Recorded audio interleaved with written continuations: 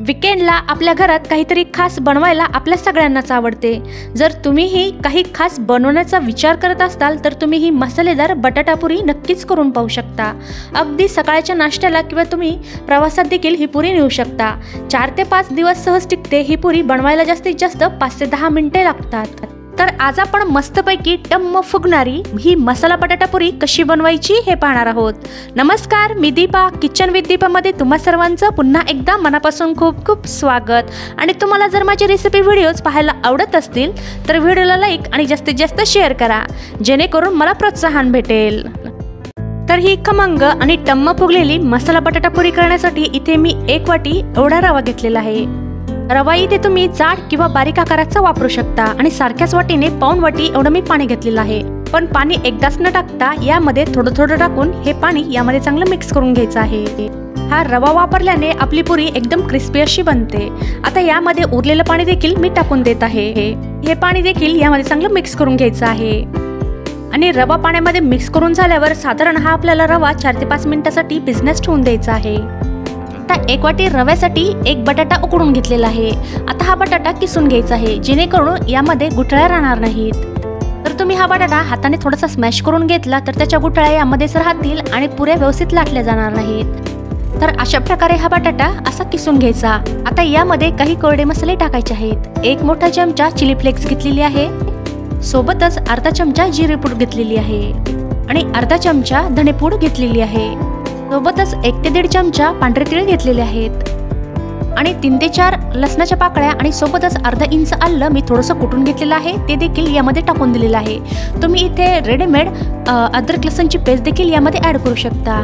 पुरतं मीठ घेतलेलं आहे आणि जो रवा पाण्यामध्ये भिजण्यास ठेवलेला होता तो यामध्ये टाकून द्यायचा आहे।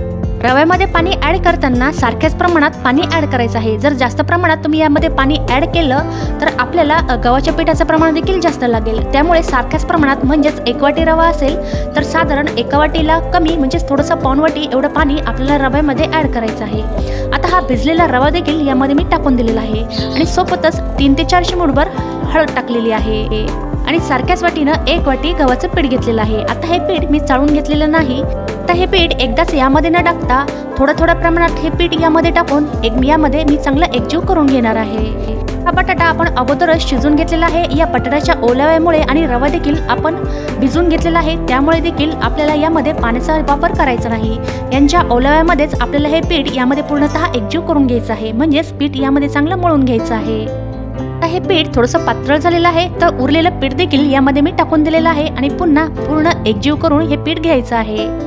आणि पीठ मळून झाल्यावर यामध्ये साधारणतः अर्धी पळी एवढं तेल टाकलेलं आहे आणि सोबतच थोडीशी बारीक चिरलेली कोथिंबीर टाकलेली आहे।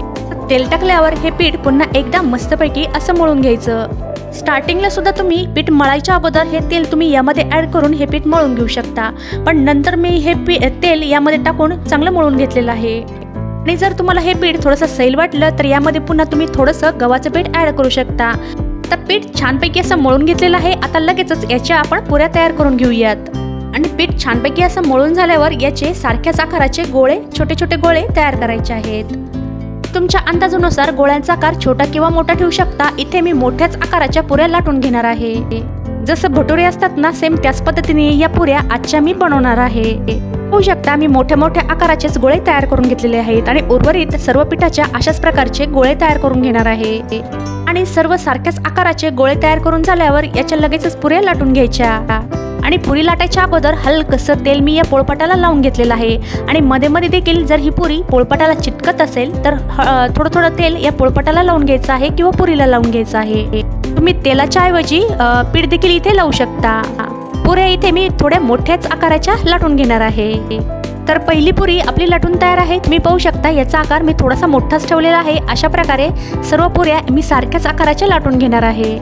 एकीकडे लाटायच्या आणि एकीकडे लगेचच तळून घ्यायच्या, किंवा एकदाच तुम्ही सर्व पुऱ्या लाटून ठेवू शकता आणि नंतर एकदाच तुम्ही त्या तळून घेऊ शकता। आता दुसरी पुरी देखील मी लाटून घेत आहे। दुसरी पुरी देखील सारख्याच आकारात मी लाटून घेतलेली आहे। लगेचच या पुऱ्या तळून घ्यायच्या। आता या पुऱ्या तळण्यासाठी गॅसवर एका कढईमध्ये मी तेल कडकडीत असं गरम करून घेतलेलं आहे आणि गॅसची फ्लेम मीडियम ठेवलेली आहे। मीडियम फ्लेमवर या पुऱ्या मस्तपैकी टम्म फुगेपर्यंत अशा तळून घ्यायच्या आहेत। आणि पुरी तेलामध्ये सोडली की हिला थोडंसं छेडत राहायचं, म्हणजे ती मस्तपैकी अशी टम्म फुगते, म्हणजे तिला मोकळं असं सोडायचं नाही. ही पुरी तेलामध्ये टाकताच तुम्ही पाहिलेली आहे टम्म अशी फुगायला सुरुवात झालेली आहे. मीडियम फ्लेमवर या सर्व पुऱ्या चांगल्या तळून घ्यायच्या आहेत. तळायला देखील जास्त वेळ लागत नाही, पण तळायच्या अगोदर कडकडीत असं तेल गरम करून घ्यायचं आहे. पहिली पुरी तुम्ही पाहू शकता टम्म अशी फुगलेली आहे. आता हिचा हलकासा गोल्डन ब्राऊन कलर होईपर्यंत मस्त अशी तळून घ्यायची. आता पहिली टम्म फुगलेली आपली पुरी ही तयार आहे. पुरीला मस्तपैकी गोल्डन ब्राऊन असा कलर आलेला आहे. आता हिचं तेल थोडंसं निथळून घ्यायचं आहे आणि कढईच्या बाहेर काढून घ्यायचं आहे. ही पुरी पाहताच समजत आहे की ही कितीच क्रिस्पी अशी बनलेली आहे. सारख्याच पद्धतीने मीडियम फ्लेमवर या सर्व पुऱ्या सोनेरी रंगावर चांगल्या तळून घ्यायच्या. पुरी तेलामध्ये टाकली की या पुरीला थोडंसं छेडत राहायचं, जेणेकरून ही मस्तपैकी टम्म अशी फुगते. तर दुसरी पुरी देखील पहा मस्त अशी टम्म फुगायला लागलेली आहे. फ्लेम मी मीडियमच ठेवलेली आहे. ही देखील गोल्डन ब्राऊन कलर येईपर्यंत मस्त मी अशी तळून घेणार आहे. तर पहा दुसरी टम्म फुगलेली पुरी देखील आपली रेडी आहे. भटुरेसारख्या या आजच्या मी पुऱ्या बनवलेल्या आहेत. अशाच प्रकारे सर्व उर्वरित पुऱ्या सारख्याच रंगावर तळून घ्यायच्या आहेत. तयार आहेत खमंग टम्म फुगलेल्या आपल्या या मसाला बटाटा पुऱ्या. तुम्ही या दह्यासोबत किंवा लोणच्या सोबत किंवा चटणी सोबत एन्जॉय करू शकता, किंवा तुम्ही प्रवासामध्ये देखील तुम्ही या पुऱ्या कॅरी करू शकता. सहज या पुऱ्या 4 ते 5 दिवस टिकतात. खायला देखील तेवढ्याच चविष्ट लागतात बरं का. तर आजची ही रेसिपी तुम्हाला नक्कीच आवडली असेल मला आशा आहे. जर आजचा हा व्हिडिओ तुम्हाला आवडला असेल तर व्हिडिओला लाईक आणि जास्तीत जास्त शेअर करा. आणि तुम्ही माझ्या चॅनलवर नवीन असताल तर सबस्क्राईब करायला विसरू नका. सोबतच बाजूला असलेलं बेल आयकॉन देखील प्रेस करा, जेणेकरून माझ्या येणाऱ्या नवीन रेसिपी व्हिडिओचं नोटिफिकेशन तुम्हाला भेटेल. तर भेटूया पुन्हा एकदा तुमच्या आवडत्या छानशा रेसिपी सोबत.